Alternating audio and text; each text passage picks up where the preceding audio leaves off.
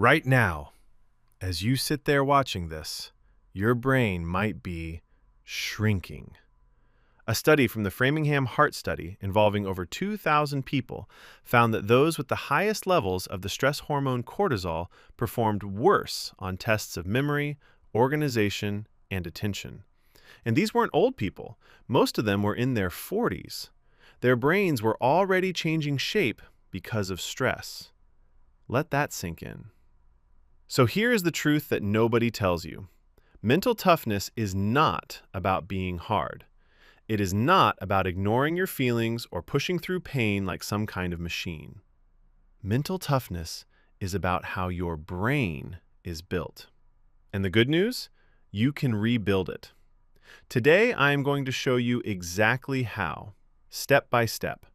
By the end of this video, you will have a complete system for developing mental toughness that is based on real science, real studies, and real results. And I promise you, some of what I am about to share will completely change the way you think about your own mind. But first, let me explain what is actually happening inside your head when you face stress. Your body has a stress system called the HPA axis. That stands for hypothalamic pituitary adrenal axis. When you experience any kind of stress, this system releases a hormone called cortisol. Now, cortisol is not bad by itself. It is what gives you energy when you need it. It is what wakes you up when your alarm goes off at 6 a.m. and you have a job interview in 2 hours. It is what makes your heart beat faster when a car almost hits you on the road. Cortisol coordinates your body's stress response through the HPA axis, using the sympathetic nervous system for fight or flight and the parasympathetic system to calm things down afterward. The problem comes when cortisol stays high for too long. Research shows that prolonged cortisol exposure can actually weaken connections in the hippocampus, the part of your brain responsible for memory and learning. And here is what is scary. It does not take years for this damage to start. Studies indicate that just a few weeks of elevated cortisol can start reducing the size of connections between brain cells. So when you say you feel foggy or you cannot think straight during stressful times, that is not in your head. Well, it is in your head, literally. Your brain is physically changing under chronic stress. But do not worry, because everything I'm about to teach you is designed to reverse that process. And it starts with understanding one powerful concept. That concept is called neuroplasticity. And this is the most important word you will hear today. Neuroplasticity simply means your brain can change its own structure based on what you do, what you think, and what you practice. It is not fixed. It is not permanent. A systematic review published in Biomedicines confirmed that consistent practice of mindfulness results in neuroplasticity, bringing about observable changes in brain areas linked to emotion, focus, and self-awareness. What does that mean for you? It means that even if stress has been beating your brain up for years, you can fight back. Your brain can grow new neurons. It can build new connections. It can literally get thicker in the areas that matter most. And mental toughness? It is not some gift that some people are born with and others are not. A systematic review from PMC found that about 50% of the variation in mental toughness comes from genetic factors. That means the other 50%? That is up to you. That is environment. That is training. That is the habits you build every single day. And that is what this course is all about. So let us get into step one. Step one is something I call stress reframing. Most people think stress is the enemy, but here is a fact that might surprise you. A study from Yale School of Medicine found that cortisol actually increases connectivity inside the hippocampus, helping you create stronger memories during stressful moments. Stress is not always destroying your brain. In the right doses, it is building it. Think about it like this. When you go to the gym and you lift a heavy weight, your muscle fibers tear. That hurts. But then they grow back stronger. When you study for an exam and your brain feels like it is going to explode, that struggle is actually forcing new connections to form. Stress in small, controlled amounts is your brain's personal trainer. The problem is not stress itself. The problem is chronic stress, uncontrolled stress, stress that never stops. So the first step to mental toughness is to stop seeing all stress as bad. When you feel pressure, instead of thinking, "this is destroying me," think, "this is building me." That one shift in thinking, it changes everything. And we will get deeper into how to do that in a moment. But first, let me show you what happens to the most important part of your brain when you train it right. There is a part of your brain right behind your forehead called the prefrontal cortex. A review from PMC confirmed that the prefrontal cortex manages executive functions like planning, working memory, cognition, and emotional control. This is the part of your brain you use when you stop yourself from eating that second slice of cake at midnight. It is what helps you choose to study instead of scrolling your phone for 3 hours. And it is the thing that keeps you calm when someone cuts you off in traffic and you really want to honk. Now here's the problem. Research shows that chronic stress weakens the prefrontal cortex while strengthening the amygdala, which is your brain's fear center. So under chronic stress, you become more reactive, more emotional, and less able to think clearly. Your brain literally shifts power away from the thinking part and toward the panicking part. But here is the beautiful thing about neuroplasticity. You can strengthen that prefrontal cortex back. You can take that power back from the amygdala, and one of the most proven ways to do it is coming up in step 2. This is the one that changes lives. Step 2 is meditation. And before you roll your eyes, hear me out. I am not talking about sitting on a mountaintop chanting for hours. I am talking about something so simple that it takes as little as 10 minutes a day. An fMRI study showed that meditation is associated with activation in multiple brain regions involved in monitoring, engaging attention, and attentional orienting. And it gets better. Research confirmed that mindfulness meditation leads to increased cortical thickness in the prefrontal cortex and the anterior cingulate cortex, which handles attention and self-regulation. In plain language, meditation makes the thinking and focusing parts of your brain physically thicker, like adding armor to the part of you that needs it most. And there is more. Studies have shown that mindfulness reduces the size and reactivity of the amygdala, which is linked to lower stress and anxiety levels. So meditation does a double job. It makes your thinking brain stronger while making your panic brain quieter. That is mental toughness at the biological level. Now let me show you exactly how to start. Here is your simple meditation protocol. Sit down, close your eyes, breathe in for 4 counts, hold for 4 counts, breathe out for 4 counts. Focus only on your breathing. When your mind wanders, and it will wander, just bring it back. That is it. No apps needed, no fancy equipment, just you and your breath. Start with 5 minutes a day for the first week. Then move to 10 minutes in week 2. By week 4, aim for 15 to 20 minutes. The key is consistency, not duration. It is like brushing your teeth. You do not brush for 2 hours on Monday and skip the rest of the week. You brush a little bit every day. Research has shown that meditation increases the production of brain-derived neurotrophic factor, or BDNF, which supports the growth of new neurons and stronger connections between existing ones. Basically, meditation gives your brain the building materials it needs to repair and grow. And this connects directly to our next step, which is going to surprise a lot of people. Step 3 is exercise. And no, you do not need to become a bodybuilder, but you do need to move.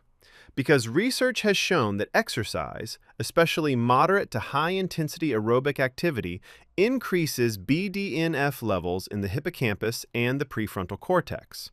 Remember BDNF, that brain-building protein we just talked about? Exercise floods your brain with it. Studies demonstrate that exercise can reduce the risk of cognitive decline and delay the onset of brain diseases, thanks to enhanced neurogenesis and neuroplasticity. It is now clear that voluntary exercise increases BDNF, stimulates neurogenesis, increases resistance to brain damage, and improves learning and mental performance. Your brain literally grows when you exercise. And here is a bonus. Research also found that anaerobic exercise like strength training and high-intensity workouts has been connected to reduced stress and enhanced resilience. So whether you are running, lifting weights, or doing a HIIT class, your brain is getting tougher. Aim for at least 30 minutes of heart-pumping exercise 4 to 5 times a week.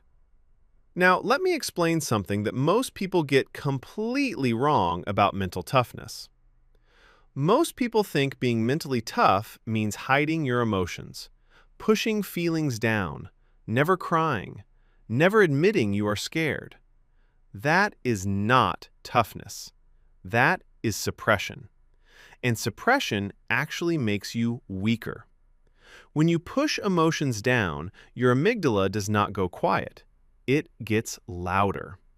The stress stays trapped inside your nervous system. Your cortisol stays elevated. Your prefrontal cortex stays weakened. You think you are being strong, but biologically, you are making everything worse.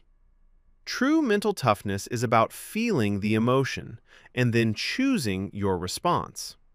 It is about letting the fear come in, acknowledging it, and then saying, "Okay, I feel you, but I am still going to act."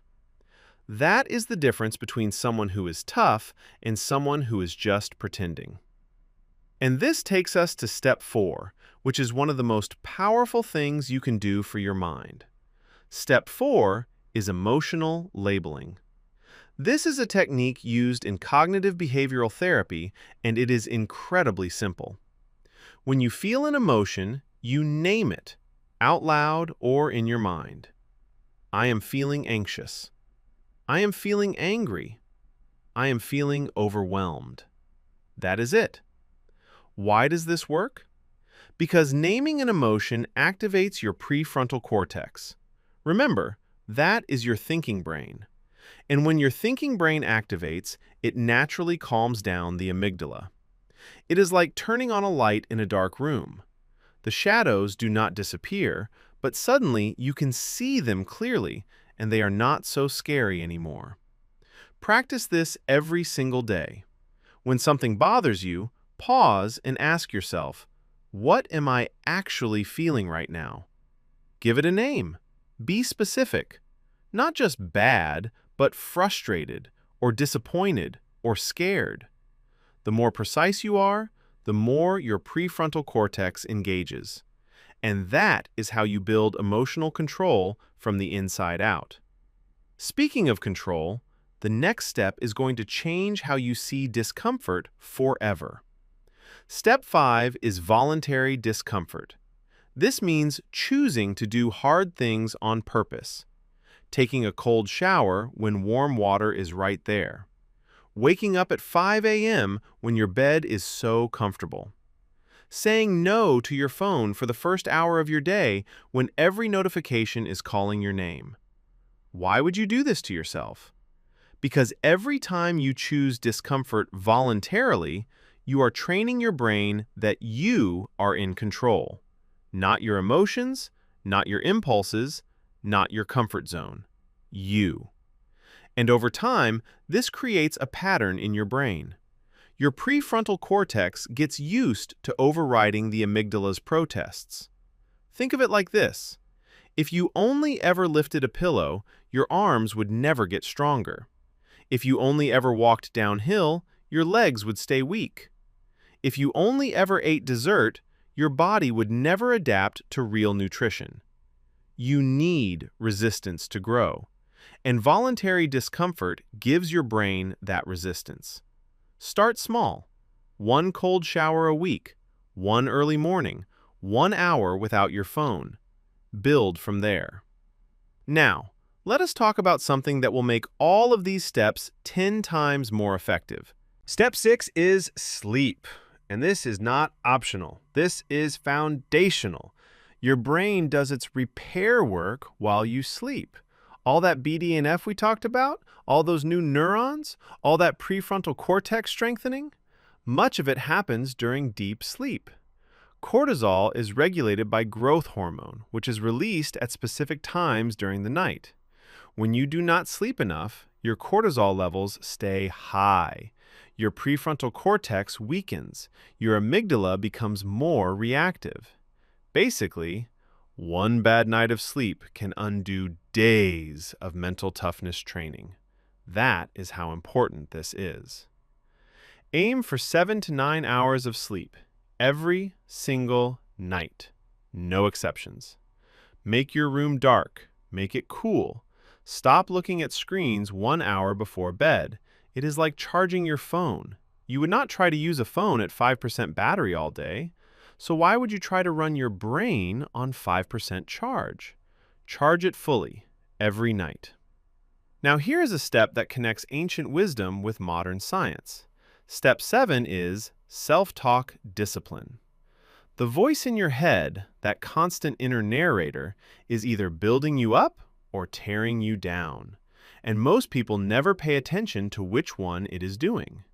Here is a fact. Your brain does not know the difference between what is real and what you tell it is real. When you say to yourself, "I cannot do this," before a big presentation, your brain believes you. Your cortisol spikes, your prefrontal cortex dims, your body goes into stress mode, all because of words you said to yourself. So flip the script. Replace "I cannot do this" with "I am going to figure this out." Replace "this is too hard" with "this is making me stronger." Replace "I always fail" with "I am learning every time." These are not just positive affirmations, these are instructions you are giving your brain, and your brain follows instructions. Speaking of instructions, the next step involves giving your brain a very specific kind of instruction that science says is critical for mental toughness. Step 8 is structured goal setting. A study from the 1970s, known as the Stanford Marshmallow Experiment, found that children who could delay gratification had better outcomes in school, better social skills, and better stress responses later in life. Now, more recent research has shown that this ability was also strongly influenced by environment and trust, but the core lesson stands.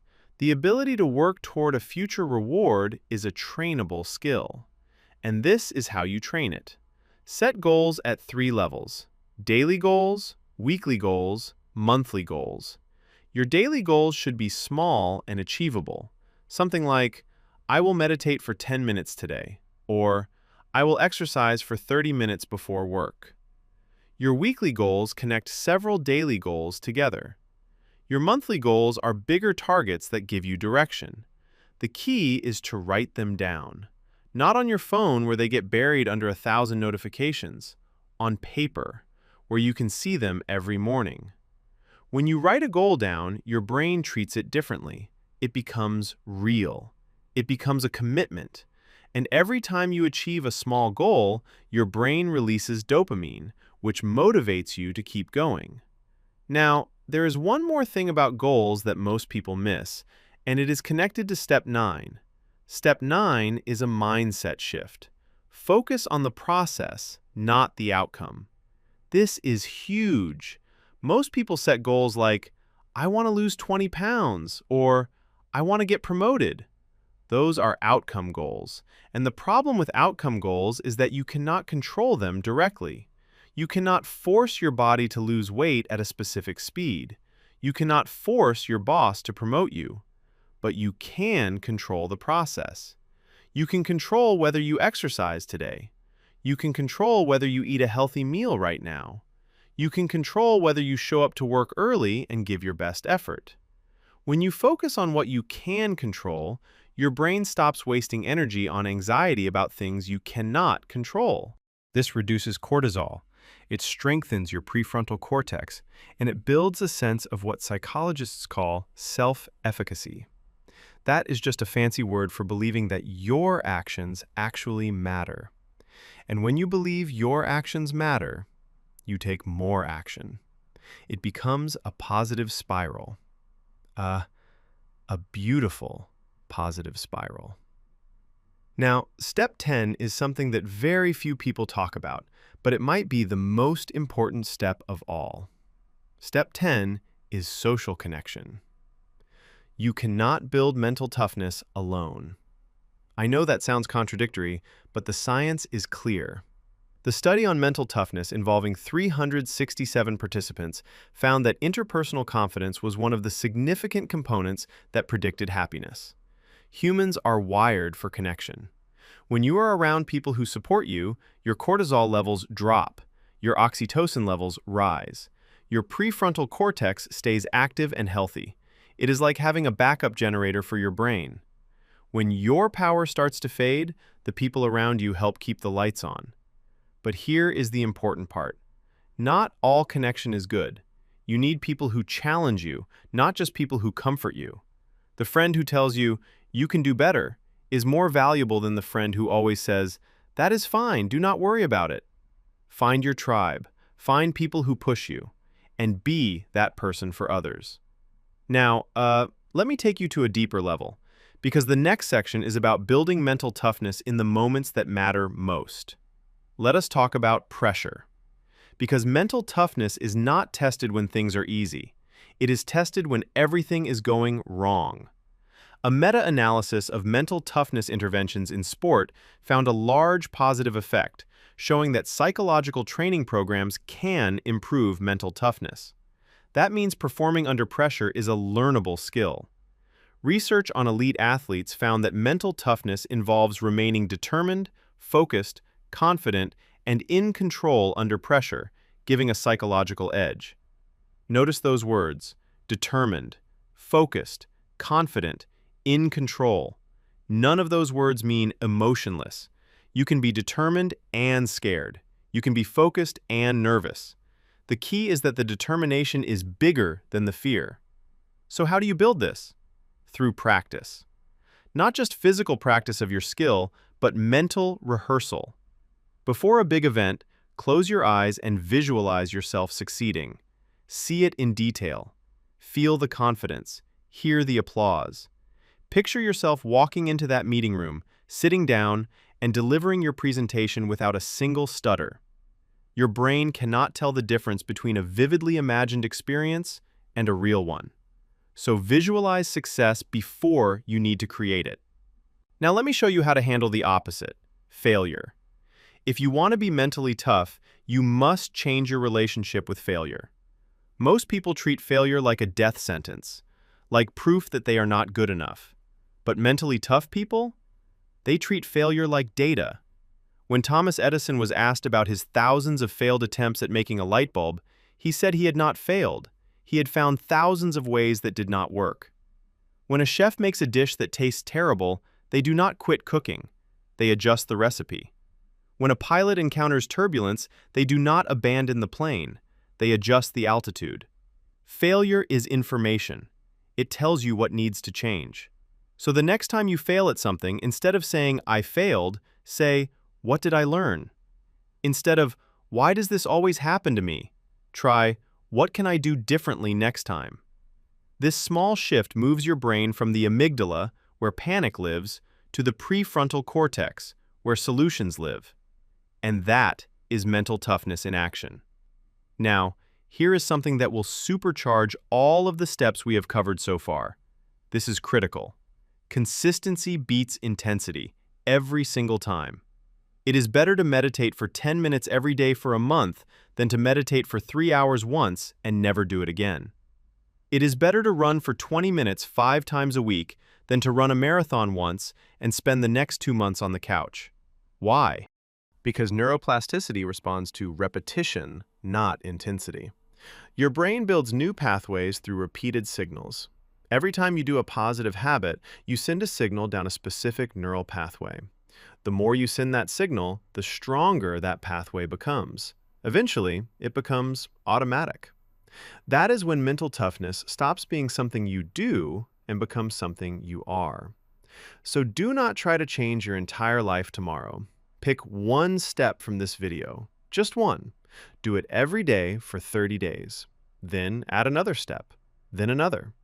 In 6 months, you will not recognize the person you have become, and your brain scans would look completely different too. Now let me give you one of the most overlooked pieces of mental toughness training: breathing. Yes, breathing. It sounds too simple to be powerful, but it is one of the most direct ways to control your nervous system. When you breathe slowly and deeply, you activate the parasympathetic nervous system. That is the rest and digest system that calms your body down after a stress response. Here's a technique called box breathing. Breathe in for 4 seconds, hold for 4 seconds, breathe out for 4 seconds, hold for 4 seconds. Repeat. This method is used by Navy SEALs, surgeons, and elite athletes, and it works in seconds, not hours, seconds.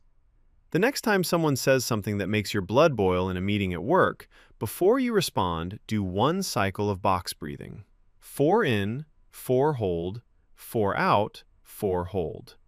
By the time you are done, your prefrontal cortex has re-engaged and you can respond with clarity instead of emotion. This is a weapon you carry with you everywhere. Now, let us talk about the role of food in building a tough mind. Your brain is about 2% of your body weight, but it uses about 20% of your energy. What you eat directly affects how your brain performs. Omega-3 fatty acids, found in fish, walnuts, and flaxseed, support brain cell structure. Antioxidants from berries, dark chocolate, and leafy greens protect brain cells from damage. On the flip side, processed food, excessive sugar, and alcohol all increase inflammation in the brain. And brain inflammation weakens your prefrontal cortex and feeds the amygdala. It is like trying to build a house with rotten wood. You can have the best blueprint in the world, but if the materials are garbage, the house will fall apart. So think of food as fuel for mental toughness. Eat whole foods, eat vegetables, eat lean proteins, drink water, a lot of water. Your brain is 75% water. When you are dehydrated, your cognitive function drops immediately. Feed your brain right, and it will fight for you when you need it most. All right, now let me get into something really interesting: journaling. Writing down your thoughts and feelings is one of the most effective psychological tools available, and it costs nothing. When you write about your emotions, you activate the same prefrontal cortex process as emotional labeling. But writing goes even deeper because it forces you to organize your thoughts into coherent sentences. Here is a simple journaling protocol. Every night before bed, write down 3 things. 1. What went well today? 2. What was difficult today? 3. What you learned today? That is it. 3 questions, 5 minutes. It is like giving your brain a debriefing session at the end of every day, like a pilot reviewing their flight data after a mission. Over time, this journaling practice builds what researchers call metacognition. That means thinking about your thinking. And people who have strong metacognition are better at handling stress, making decisions, and bouncing back from setbacks. Mentally tough people are not tough because they do not feel things. They are tough because they understand what they feel. And journaling helps you understand. Now, this next part is about something most people have never even heard of: cognitive reappraisal. Big words, simple idea. It means changing the way you interpret a situation, not changing the situation itself. When you get stuck in traffic, you can think, "This is ruining my day." Or you can think, "This is extra time to listen to that audiobook I've been wanting to finish." The situation is the same. The interpretation is different. And the interpretation is what determines your stress response. This is not about being fake positive. It is about being accurate. Most of the things we stress about are not as catastrophic as our brain makes them seem. The amygdala exaggerates threats. That is its job. But your prefrontal cortex can step in and say, "Wait, is this really as bad as it seems? Or am I overreacting?" Practice this daily. When something stressful happens, pause and ask, "What is another way to see this?" Force yourself to find at least one alternative interpretation. Over time, this becomes automatic. And when it becomes automatic, you have built a mental toughness skill that will protect you in virtually every situation. Now, let me take you into the deeper territory of identity. Mental toughness is not just about what you do. It is about who you believe you are. Identity drives behavior. If you believe you are someone who gives up easily, you will find reasons to give up. If you believe you are someone who pushes through hard times, you will find ways to push through. The identity comes first. The behavior follows. So start telling yourself a new story. Not, I am trying to be mentally tough, but I am mentally tough. I am the kind of person who does hard things. I am the kind of person who keeps going when others stop. Say it every morning. Write it on your mirror. Make it your phone background. This is not wishful thinking. This is programming. Remember, your brain follows instructions, and the most powerful instructions come from your identity. When your identity shifts, everything shifts. Your habits change. Your tolerance for discomfort changes. Your ability to handle pressure changes. This is how transformation works. Not from the outside in, but from the inside out. And this connects perfectly to Step 11. Step 11 is creating a morning routine. How you start your day sets the tone for everything that follows. If you start your day by scrolling through bad news and social media arguments, your cortisol spikes before you even get out of bed. But if you start your day with meditation, exercise, and clear intentions, your prefrontal cortex fires up and stays strong. Here is a simple morning routine for mental toughness.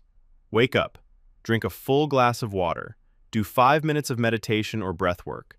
Move your body for at least 15 minutes. Write down your top 3 goals for the day. That is maybe 30 minutes total. And it sets you up to win for the other 23 and a half hours. The key is to do this before you check your phone, before you check email, before you look at social media. Because the moment you check your phone, you start reacting to other people's agendas. Your morning routine is about your agenda, your priorities, your mental toughness. Guard it like it is gold, because it is. Now, let me reveal something about evening routines that most people overlook. Your evening routine is just as important as your morning routine, because what you do in the last hour before bed determines the quality of your sleep. And we already talked about how crucial sleep is for brain repair. Think of your evening like a landing sequence for a plane. You cannot just crash into the ground. You need a smooth, controlled descent. 1 hour before bed, put your phone away. Dim the lights in your home. Do your 3-question journal. Do 5 minutes of slow breathing. Read a book, not on a screen, an actual physical book. This signals to your brain that it is time to wind down, that it is safe to start producing melatonin for sleep. If you skip this step, you will lie in bed with your brain still running at full speed, tossing and turning, replaying the day's stress, and you will wake up more tired than when you went to sleep. Protect your evening. It protects your brain. And a protected brain, that is a tough brain. All right, now let me get into something that connects all of these steps together, the compound effect. Every single step I have shared with you is powerful on its own. But when you combine them, the effect multiplies. Meditation strengthens the prefrontal cortex. Exercise floods it with BDNF. Good sleep lets it repair. Proper nutrition gives it fuel. Emotional labeling activates it. Journaling exercises it. Each habit feeds the others. It is like gears in a machine. When one gear turns, it helps the next gear turn, which helps the next one. And suddenly, the whole machine is running smoothly. That is what happens when you stack mental toughness habits together. They create momentum. And momentum is almost impossible to stop. But here's the flip side. Neglecting even one area can weaken the whole chain. If you meditate every day, but eat junk food and sleep 4 hours a night, you are fighting against yourself. Mental toughness is a system. Every piece matters. So build the system, one piece at a time, and trust the compound effect. Now, let me share something from the world of elite performers that you can steal for yourself. A study on mental toughness in competitive sports found it plays a pivotal role in maintaining focus, motivation, and determination under challenge. What separates elite performers from everyone else? It is not talent. It is not luck. It is their daily mental habits.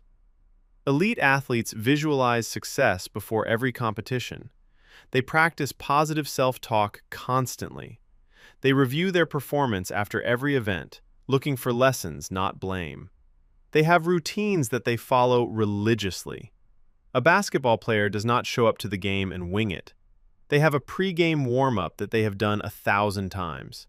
That routine anchors their confidence. You can do the same thing. Before a big work presentation, have a routine. Before a difficult conversation, have a routine. Before an exam, have a routine. Something that is yours, that you have practiced, that signals to your brain, we have been here before. We know what to do. That signal calms the amygdala and fires up the prefrontal cortex. That is how pros handle pressure.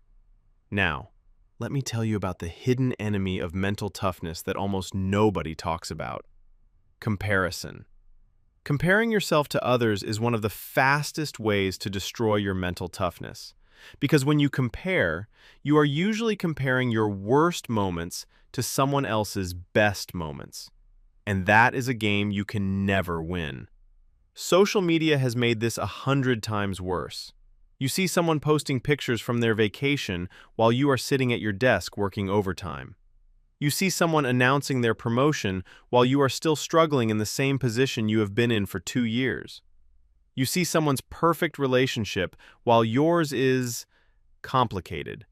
And your brain says, I am not enough. And that thought? That tanks your prefrontal cortex. The antidote is simple. Compare yourself only to who you were yesterday. That is your only competition. Are you better than you were last week? Last month? Last year? If yes, you are winning. If not, you know what to work on. Delete or unfollow accounts that make you feel bad about yourself. This is not weakness. This is mental hygiene. Now, let me take you into a topic that connects your body and mind in a way most people never consider. Your body and mind are not separate. They are one system. And your posture, the way you hold your body, directly affects your mental state. When you slouch, your breathing becomes shallow. Less oxygen reaches your brain. Your energy drops. Your mood drops. When you stand tall, shoulders back, chest open, your breathing deepens. More oxygen flows. Your brain gets more fuel. And your confidence naturally increases. Try it right now. Sit up straight. Pull your shoulders back. Lift your chin slightly. Take a deep breath. Notice how that feels. Different, right? Make a habit of checking your posture throughout the day. Set a reminder on your phone every 2 hours that says, check posture. Over time, good posture becomes automatic. And when your body sends signals of strength and confidence to your brain believes it. It is like a feedback loop. Strong posture creates a strong mindset. A strong mindset maintains strong posture. Use this. It is free. It is always available. Now, on to something that requires real courage. Mentally tough people do not avoid fear. They walk toward it. Not recklessly, strategically. Every day they do something that scares them a little bit. They make that phone call they have been putting off. They send that message they have been drafting in their head for weeks. They speak up in that meeting where they usually stay silent. Each small act of courage sends a signal to your brain that says, we survived that. It was not as bad as we thought. And over time, the amygdala starts to quiet down. The fear response becomes smaller. Not because the fear disappears, but because your experience database grows and your brain learns that you can handle more than you think.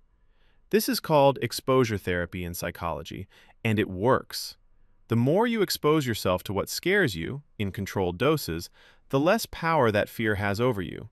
Start small. One brave thing per day.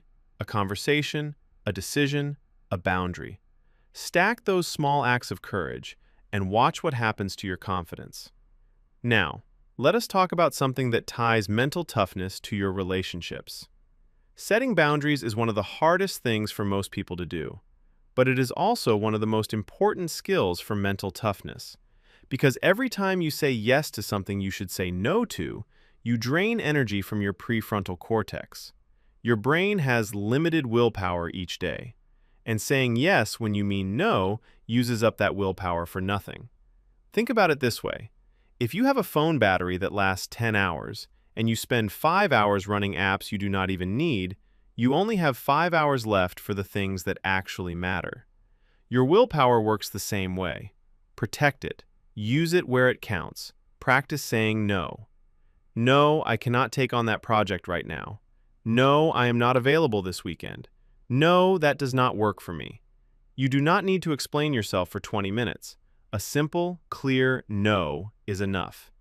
Mentally tough people are not people pleasers. They are people who respect their own limits. And paradoxically, that makes other people respect them more. Now, here is a strategy that ties everything together. When you feel the urge to quit, to procrastinate, to avoid, count down from 5. 5, 4, 3, 2, 1. And then act. Move your body. Take the first step. Send the email. Open the book. Start the workout. The longer you wait after the impulse to act, the more likely your amygdala is to talk you out of it. This is based on a simple neuroscience principle. Your prefrontal cortex can override your amygdala, but it has a short window. If you wait too long, the emotional brain takes over. The 5-second countdown creates urgency. It forces your thinking brain to stay engaged just long enough to take action. Next time you are lying in bed and the alarm goes off at 5 a.m. and every cell in your body is screaming, just 5 more minutes, count. 5, 4, 3, 2, 1, and throw those covers off.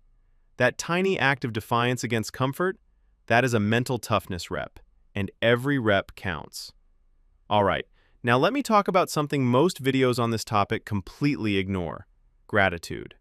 This might seem too soft for a video about mental toughness, but listen, gratitude literally rewires your brain's default settings. When you practice gratitude regularly, your brain shifts its focus from what is wrong to what is right, from what is missing to what is present. This is not about pretending everything is fine. It is about also noticing what is fine. You lost your job, but you still have your health. Your relationship ended, but you still have friends who care about you. You failed the test, but you learned what you need to study next time. Gratitude does not ignore the bad. It balances it. Every night, write down 3 things you are grateful for. They can be small. I am grateful for the sun today. I am grateful for that good meal. I am grateful my body can move. This activates the prefrontal cortex and reduces amygdala activity.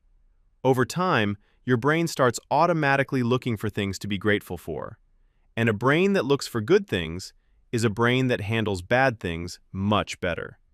Now, let us dive into the dark side of mental toughness. There is a dark side to mental toughness, and I need to warn you about it. A meta-analysis explored the relationships between the dark triad personality traits, which include narcissism, and mental toughness, and found that narcissism had the strongest link to mental toughness. That means some people who appear mentally tough are actually using toughness as a mask for arrogance and emotional disconnection. True mental toughness is not about never needing help. It is not about crushing everyone around you. It is not about proving you are better than others. That is ego disguised as toughness. An ego is fragile. It breaks the moment someone challenges it. Real toughness? Real toughness bends but does not break. It accepts criticism. It asks for help. It admits mistakes. So check yourself. If your version of toughness is making you isolated, cold, or constantly defensive, that is not toughness. That is a wall. And walls keep out everything, including the things you need, like support, like feedback, like growth. True toughness is open, not closed. Remember that. Now, back to the building. Meditation is great, but mindfulness goes beyond formal meditation. Mindfulness means being fully present in whatever you are doing. When you eat, taste the food instead of scrolling through your phone. When you walk, feel your feet on the ground instead of thinking about tomorrow's problems. When someone talks to you, listen to their words instead of planning your response. This kind of present moment awareness keeps your prefrontal cortex engaged throughout the entire day, not just during your 10-minute meditation session. Research showed that in meditators, activity in the default mode network is reduced, which is connected to less rumination and mind wandering. That means less overthinking, less worrying, less mental noise. Practice this one thing today. Whatever you are doing right now, do only that. Be fully here, fully present. That single practice done consistently will transform your attention span, your emotional regulation, and your mental resilience. Now, let me share the step that the toughest people in the world all have in common: purpose. Every mentally tough person has a clear sense of why they keep going. Without purpose, mental toughness has no direction. You can push through pain all day long, but if you do not know why you are pushing, you will eventually stop. A runner who knows they are running for their children's future will run further than a runner who is just running because someone told them to. So ask yourself, what is my purpose? What am I building this mental toughness for? Is it for your family, your career, your health, your personal growth, your community? Get specific. Write it down. Put it somewhere you will see it every single day. When things get hard, and they will get hard, your purpose is the anchor that keeps you from drifting. It is the answer to the question, why should I keep going? And if you do not have an answer to that question, then finding your purpose is your first mission. Because toughness without purpose is just suffering for no reason. And suffering for no reason, that is not tough. That is tragic. Let us move forward. Mental toughness requires patience. And patience is one of the hardest things to develop in a world that gives you everything instantly. Want food? Order it on an app. Want entertainment? Stream it now. Want information? Google it in 2 seconds. Our brains are being trained for instant results, and that makes waiting for real results feel almost unbearable. But here's the truth. The original marshmallow experiment and its follow-ups consistently showed that the ability to delay gratification was connected to better life outcomes. The ability to wait for the bigger reward instead of grabbing the smaller one right now, that is one of the core muscles of mental toughness. Practice patience deliberately. Stand in the longer line at the grocery store. Wait 10 minutes before responding to a text that annoys you. Keep working on a project even when you see no results yet. These small acts train your brain to tolerate delay. And a brain that tolerates delay is a brain that can handle anything. Now, here is something about environment that you need to hear. Your environment is either helping your mental toughness or hurting it, and most people never even think about this. The people you spend time with, the content you consume, the spaces you work and live in, all of these are shaping your brain every single day. Research from the Rochester replication of the marshmallow experiment showed that a child's environment and their trust in authority figures dramatically affected their ability to delay gratification. And adults are no different. If you are surrounded by negativity, chaos, and unreliable people, your brain adapts to that environment.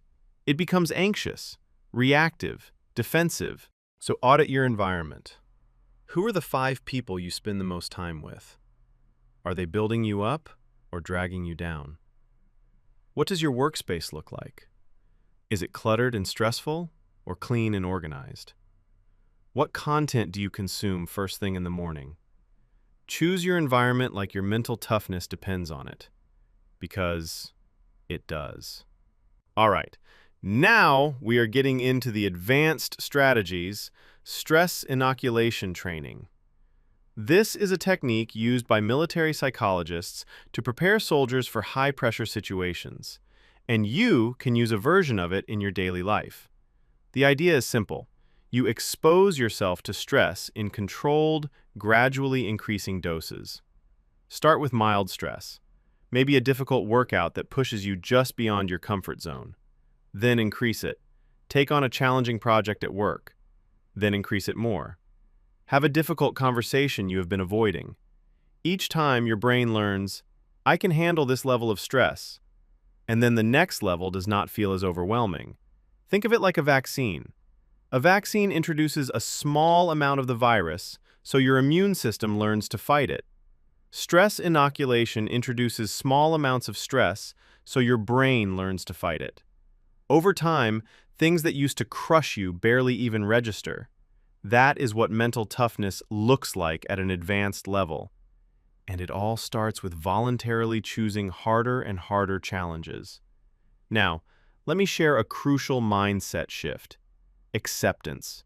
Not everything in life can be controlled. Not everything can be fixed. Not everything can be changed. And mentally tough people accept that. They do not waste energy fighting reality. They spend their energy on their response to reality. There is a concept in Stoic philosophy called the dichotomy of control. It says that some things are within your control and some things are not. Your effort, in your control. The outcome, often not. Other people's opinions, not in your control. Your own behavior, absolutely in your control. When you truly accept what you cannot control and focus all your energy on what you can control, something magical happens. Anxiety drops, clarity rises, and your actions become 10 times more effective because you are not wasting energy on the impossible. This ancient wisdom, combined with modern neuroscience, is the foundation of unshakable mental toughness. Now, let me show you a practical tool for tough moments. Here is a framework I call the Tough Talk. Use it whenever you are in a difficult moment. T stands for take a breath. O stands for observe your emotions. U stands for understand the situation. G stands for generate options. H stands for handle it. You get a phone call with bad news about a project deadline being moved up by 2 weeks. T, take a breath. Box breathing, 4 seconds each. O, observe. I feel panicked. My heart is racing. U, understand. The deadline changed. That is the fact. Panicking will not change it. G, generate options. I can reprioritize tasks, ask for help, or negotiate part of the scope. H, handle it. Pick the best option and act. This whole process can happen in 60 seconds or less, but it moves you from reacting to responding. And the difference between reacting and responding is the difference between someone who breaks under pressure and someone who thrives. Use this framework. Memorize it. Make it your default. Now, let us talk about what happens when the pressure does not stop.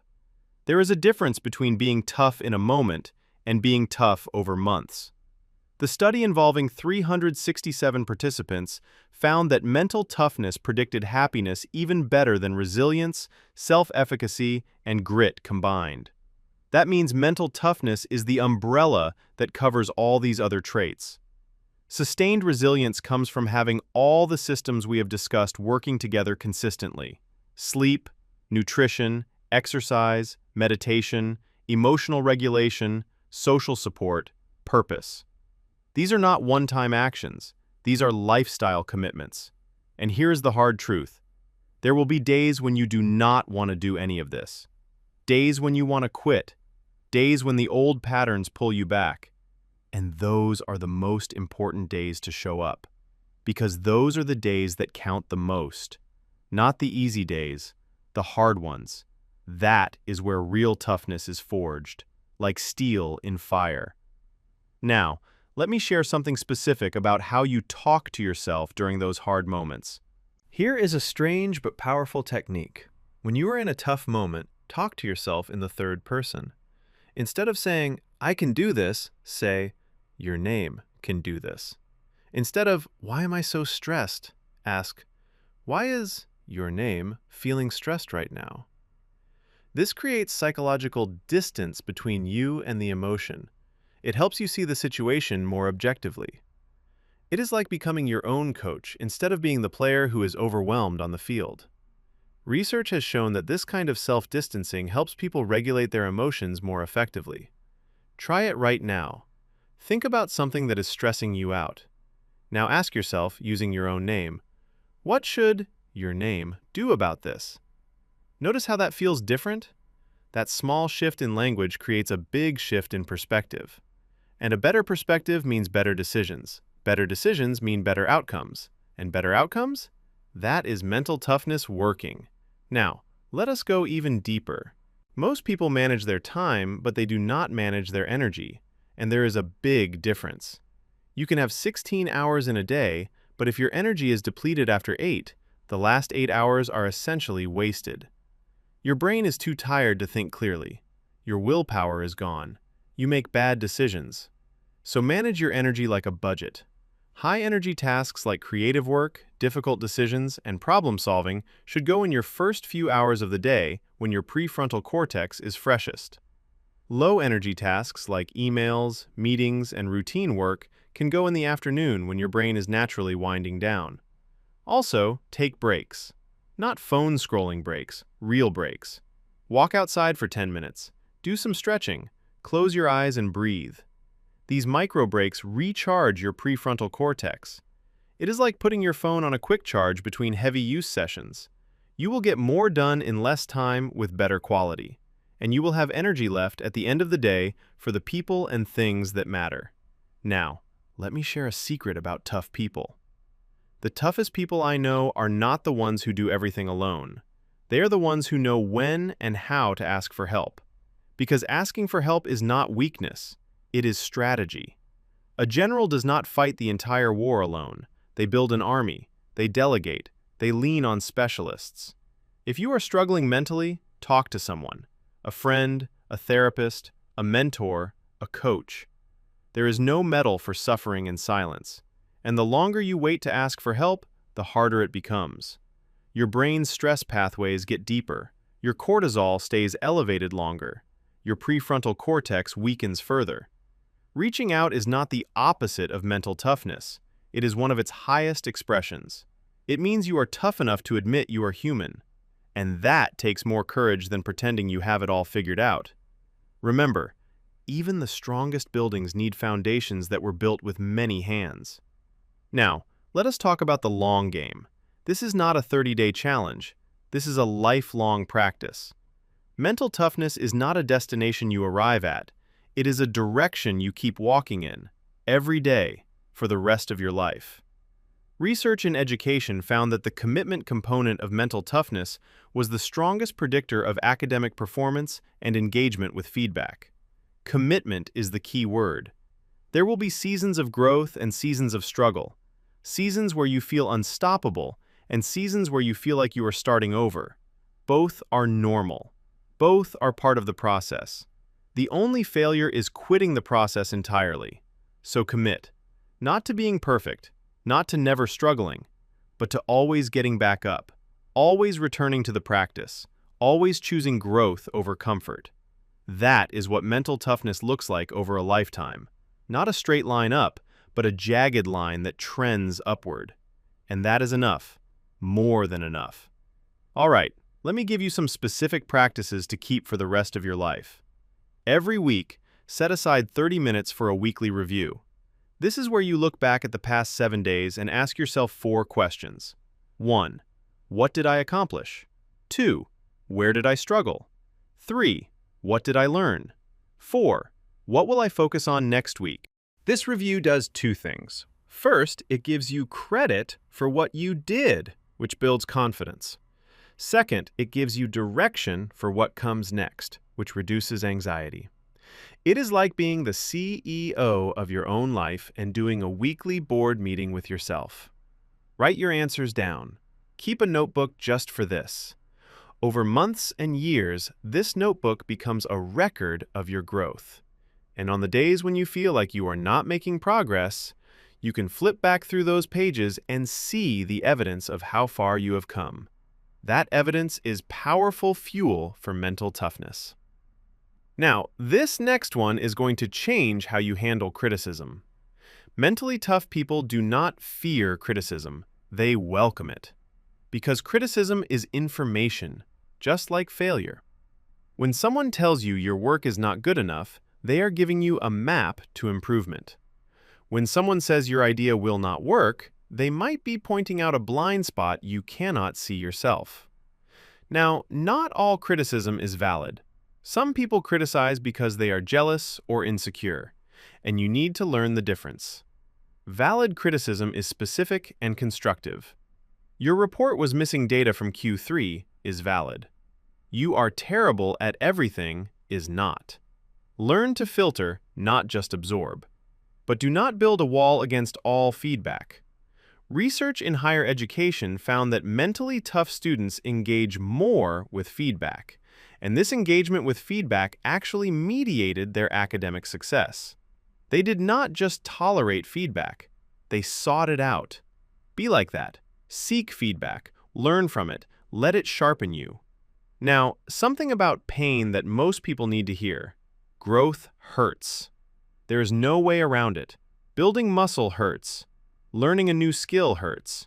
Changing a bad habit hurts. Having difficult conversations hurts. If you are waiting for growth to feel comfortable, you will be waiting forever. Mentally tough people do not avoid pain. They develop a different relationship with it. They see pain as a signal that they are growing, not as a signal that something is wrong. When your muscles burn during a workout, that burn is the growth. When your brain hurts during a difficult study session, that struggle is the learning. Now, there is a difference between productive pain and destructive pain. Productive pain moves you forward. Destructive pain just damages you. Running 5 miles when you are training is productive. Running 5 miles on a broken ankle is destructive. Know the difference. Push through productive pain. Stop and heal from destructive pain. Mental toughness includes the wisdom to know which is which. Now, let me tie this into the bigger picture. Everything we have talked about connects to what psychologist Carol Dweck calls a growth mindset. A growth mindset is the belief that your abilities can be developed through effort, strategy, and learning. The opposite is a fixed mindset, which says you either have it or you don't. Remember that study about mental toughness being 50% genetic? The other 50% is the growth mindset at work. It is the part that says, I might not be good at this yet, but I can get better. That little word, yet, is everything. It keeps the door of possibility open. Adopt a growth mindset about mental toughness itself. Do not say, I am not a mentally tough person. Say, I am becoming a mentally tough person, because you are. Every step you take from this video, every habit you build, every challenge you face, you are becoming. And becoming is a process that never ends. Now, let me show you how to protect all of this progress. One of the biggest dangers on the mental toughness journey is regression. You build good habits for 3 months, and then one bad week knocks you back to 0. Or at least it feels like 0. It is not actually 0, but it feels that way. And that feeling can make you quit entirely. Here is how you protect against regression. Have a minimum standard, a baseline that you never go below. Even on your worst day, you meditate for 2 minutes. Even on your worst day, you drink enough water. Even on your worst day, you get at least 6 hours of sleep. These minimums are your safety net. They keep you from falling all the way back to the bottom. Because here's the truth. You will not be motivated every day. Motivation comes and goes like weather. But discipline? Discipline is the roof that keeps you dry when the rain comes. Build your minimums, protect them fiercely, and even your worst days will still move you forward. Now, one more critical piece. Forgiveness is an underrated mental toughness skill. Not forgiving others, although that is important too, I am talking about forgiving yourself. When you mess up, when you break your routine, when you say something you regret, when you make a bad decision. Holding on to self-blame is like carrying a heavy rock everywhere you go. It drains your energy, it increases cortisol, it weakens your prefrontal cortex, and it does nothing productive. The mistake already happened. You cannot change it, but you can choose to let it go and focus on what comes next. Practice self-forgiveness with this phrase: I made a mistake.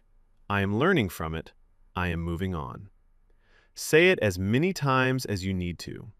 It is like pressing the reset button on a video game. The game is not over. You just start the level again with more knowledge than you had before. Forgive yourself quickly and move forward immediately. That is toughness. Now, we are nearing the end, and I have saved some of the best material for last. Let me give you a simple daily habit stack that covers everything we discussed. Morning. Wake up, drink water, 5 minutes of breath work, 15 minutes of exercise, write your 3 goals. Afternoon. Check your posture, practice mindfulness during one activity, take a 10-minute walk break. Evening. Journal 3 questions, gratitude list, 1 hour screen-free before bed, 7 to 9 hours of sleep. That is your mental toughness system, printed on one index card. Simple enough to follow, powerful enough to change your life. You do not need to do everything perfectly from day one. Start with the morning routine. Master that for 2 weeks. Then add the afternoon practices. Then the evening. Layer by layer, step by step, brick by brick. Your brain adapts to what you practice, so practice the right things, consistently, patiently, and trust the process. The results will come. They always come for people who do not quit. Now, one last thing about the science that I want to leave you with. Your brain is changing right now, this very second. As you watch this video, neurons are firing, connections are forming, pathways are strengthening. Whether you realize it or not, you are already in the process of becoming more mentally tough just by learning this information. Because learning is a form of neuroplasticity. But information without action fades quickly. Your brain will forget most of what you heard today within 48 hours unless you act on it. So do not just watch this video and move on to the next one. Pick one thing, one step, and start today. Not tomorrow, not next week, today. The gap between knowing and doing is where most people's mental toughness dies. Do not let that be you. Be the person who does, who acts, who builds. Your brain is ready. Your body is ready. The only question is, are you ready? I think you are. No, I know you are, because you watched this far, and that already shows mental toughness. Now let me wrap this all up for you. Let me recap your complete mental toughness system. Step 1. Reframe stress as a building tool. Step 2. Meditate daily to strengthen your prefrontal cortex. Step 3. Exercise to flood your brain with BDNF. Step 4. Label your emotions to activate your thinking brain. Step 5. Practice voluntary discomfort to build control. Step 6. Prioritize sleep for brain repair. Step 7. Discipline your self-talk. Step 8. Set structured goals at 3 levels.